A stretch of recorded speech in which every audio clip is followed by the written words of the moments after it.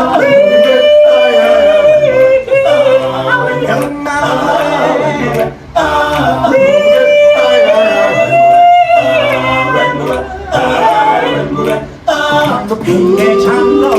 thank you. It's such good English. Such beautiful. Well, thank you. It's such good English. Such beautiful. Where did you learn to speak so beautifully? Where were you educated? Where? Yes, sir. In Liberia. Yes, sir. Well, that's very interesting. It's beautiful English. Sure. I have people at this table can't speak nearly as well. That change with Trump shocked and angered me. I never thought I would be insulted like this in an international setting. I understand his arrogance. He impatiently asked for speed up many times in the meeting, but he pretended to be surprised, even though he knew that English is our official language. Discrimination and prejudice against our country is too great. Seems to have tacitly agreed that African countries should not have good language skills and that we should not have development. But he was disappointed. We have our own long history and culture. We receive education on our own land and master the official language of English. This is normal, but Trump, as a leader of a country, deliberately repeated praise to me with a racially prejudiced attitude. The sarcastic tone and ignorant sense of superiority made me feel extremely disgusted. This is too arrogant. I believe that if Trump cannot learn to respect every country, he will sooner or later become an international laughing stock. It's such good English, such beautiful. Where did you learn to speak so beautifully? Where were you educated? Where? It's a recent celebration of your 249th anniversary. We did at Liberia at your embassy. Mr. President, we thank you for this opportunity to be here. Liberia is a longtime friend of the United States, and we believe in your policy of making America great again. And we also go a long way with you in your diplomacy that has to do with economic development and commercial friendship. Liberia has a lot of minerals, and one of the things we ask as good friends for a long time is the opportunity to do a survey of our minerals. Mm-hmm. And also we are committed to peace, and we've been very lucky within our region. We are a country that have had a series of democratic elections, and our country had been cooling down. And also we want to encourage American involvement in the investment in Liberia. Yeah. We'd like to see that happen. We want to work with the United States in peace and security within the region, because we are committed to that. And we just want to thank you so much for this opportunity. Well, thank you. It's such good English, such beautiful. Where did you learn to speak so beautifully? Where were you educated? Where? Yes, sir. In Liberia. Yes, sir. Well, that's very interesting. It's beautiful English. Sure. I have people at this table can't speak nearly as well.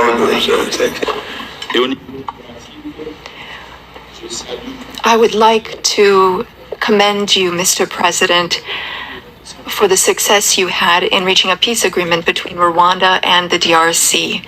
Africa is a vast continent that has many problems, and we truly count on you for your assistance in Sudan and in the Sahel, because no investment can be made when there is a war. For investment, you need peace. The other heads of state who are here with me represent countries that are at peace, and that has been the case for some time. When we also have raw materials, minerals, rare earths. We are not poor countries. We are rich countries when it comes to raw materials, but we need partners to support us and help us develop those resources with win-win partnerships. That is our wish. I often listen to your remarks and speeches, Mr. President. We also want our raw materials to be processed locally in our countries so that we can create value and to create jobs for youth so that they stop dying. They are crossing the sea, the ocean, to go to other countries. That is what we want, to have local processing of raw materials. Gabon is a rich country. We have over 2 million inhabitants and a great deal of diversity, raw materials, oil and gas reserves. And we would like those resources to be tapped using an economic model that fits. Since our liberation, we have changed how we do trade. We've focused on transparency and bids for anyone who wants to come invest in our country. If you follow the news, we've also worked on agreements with the European Union, and we wanted to review those because we didn't think that those were win-win opportunities. So our market is open. We want to process manganese locally, which you purchase through a company called Aramet. And I'm sure that it's more expensive compared to when you can come and buy it directly from us. In order to do this local processing, we need 8 to 10 gigawatts of electricity. Again, this is an open bid. Any American company that wants to invest in electricity in Gabon is welcome to take advantage of that opportunity. Now, looking at defense, the Gulf of Guinea is an issue. There is maritime piracy in that area, and we want to work together to stabilize it. You said you had the best equipment, the best military equipment, and that's what we'd like to have so that we can stop maritime piracy in the Gulf of Guinea. We can't do it alone. We need a reliable and strong partner that is committed and that takes real steps, real action. We also need to be pragmatic, and that's what you are. Action. We also need to be pragmatic, and that's what you are. And I'm a general, and I am too. I'm pragmatic. I like it when things move quickly. Our country is free, open to one and all. You are welcome to come and invest. Otherwise, other countries might come instead of you. Thank you. Please. Thank you very much. Great gentleman, by the way. Merci pour m'avoir donné la parole, Monsieur le Président. Thank you for giving me the floor, Mr. President.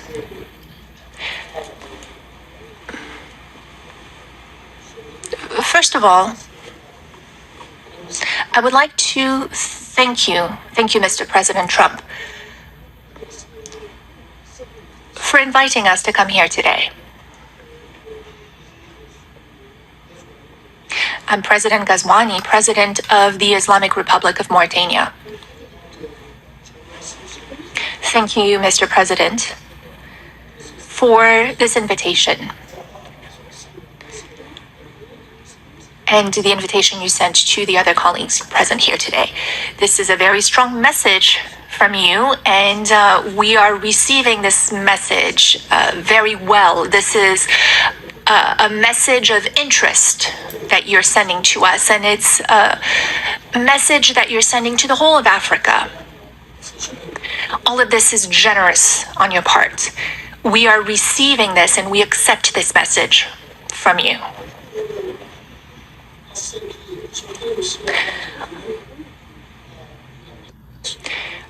Before I talk about my country,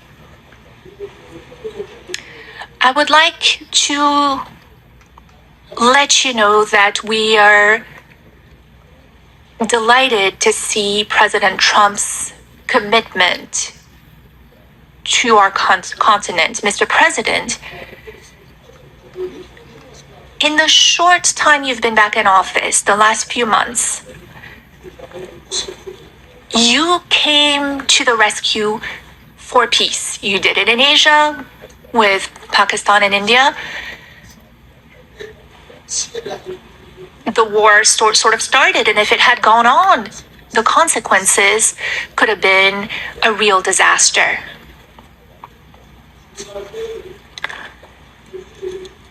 Since the beginning, you've been doing a great deal of work on the war in Europe, that is the conflict between Russia and Ukraine. You rushed to Africa to resolve a long-standing problem.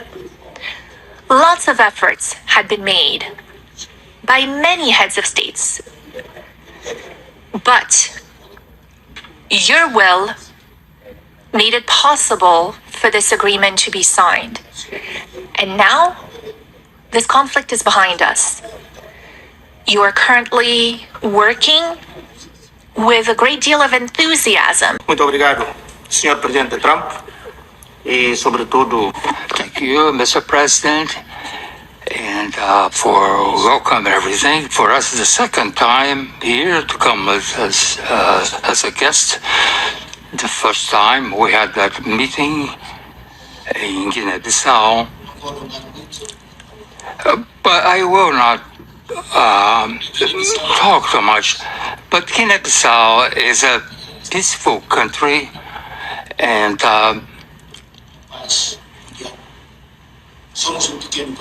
we are a small country, but we are a great state. Not a great state like the United States, but we're a great country as well. And to end,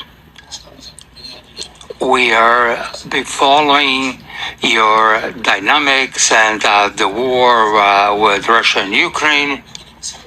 And you can count on Guinea-Bissau. Thank you very much. Thank you. Family, let's talk about these 5 African leaders that were invited by Donald Trump to come to the White House. And what I didn't like about what happened there, more especially for the president of Liberia, it looked like Trump was complimenting this president. But, you know, such things, you don't do it this way. When all cameras are rolling and everybody is watching, somebody who is a leader in a country, a president, like the same president that said this kind of things to that Liberian president, I don't think it did paint a good picture to African leaders. We remember what he did with Ramaphosa when Ramaphosa came to the White House from South Africa. This is a trend that is going on with Trump in the White House. There's something, again, that he said, and the cameras didn't want anybody to listen to what he said when he talked about, after talking about the English of the Liberian president. He said some of the people on this table cannot be fluent in English as the president of Liberia. And he said something then was cut off. But at some point we will know, because, you know, internet never forgets. Those presidents were from Africa. They were on the same table, and that will end up being leaked, and we'll know what he said. If it was about insulting Africa like he used to do, calling Africa shitholes and all these kind of things, if he did that, then Africans will respond to that, because Africa needs respect.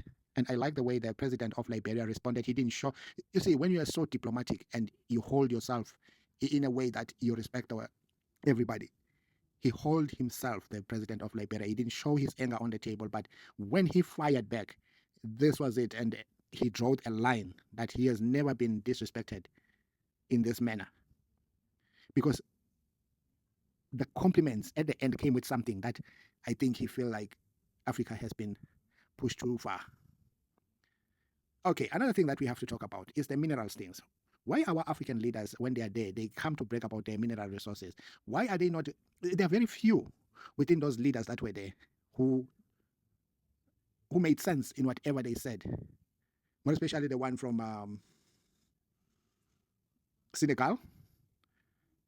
It was, and I think Liberia and Senegal, and there are a few countries that said something that made sense. About 3 countries, and 2 countries were like showing their desperation, not knowing that who are they talking to there.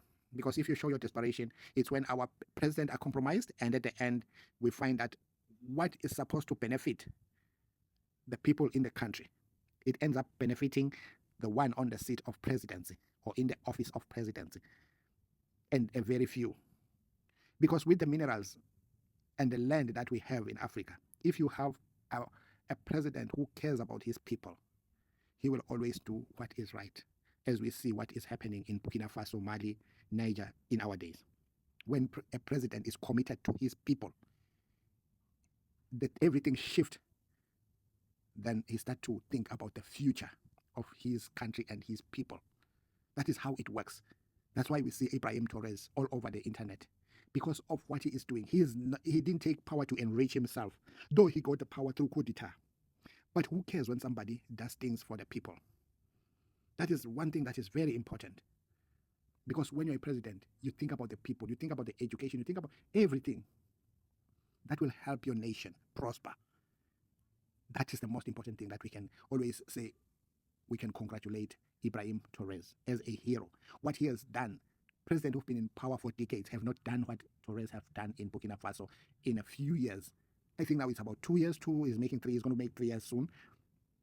But what he has done for that country, it has put so much competition to all the other leaders in Africa. They are asking, the people are asking, what is it that is different Ibrahim Torres is doing that you guys you cannot do for us? We are lavishing in poverty while we have minerals, we have everything in our country. Because Torres, what he's doing, he's taking his country to a level whereby we will never ever think this guy did this in a very few years. He reminds me of Rwanda from genocide and what it is today through Paul Kagame. At some point, you need a strong leader. Compare South Africa with Rwanda 30 years down the line since they took power. Now it's about 31 years, and in Rwanda it's about 31 years now since the genocide happened. Infrastructure is dilapidating in South Africa. Rwanda is making good rounds. They are putting everything in order. They care about their people, the leadership. South Africa is about looting, left, right, center. Our country has gone to from west to something else. Family, what do you think about this? What do you think about what Trump did to this president of Liberia? Does Trump take us for granted that we in Africa, we are people who cannot speak English? Okay, who cares if we don't speak English? Because every country has got its own original language, whereby everybody is fluent in that language. E.g. for Russia. Russia win the world stage will just speak in his language because he values his language. Family, what do you think about this? Please don't forget to like, share, and subscribe. Let's stop as African people going everywhere. Let's think about our country, upgrade our countries, than being called by one man and come and stick in one man, and that same man will humiliate you. Thank you. Bravo, bravo, bravo.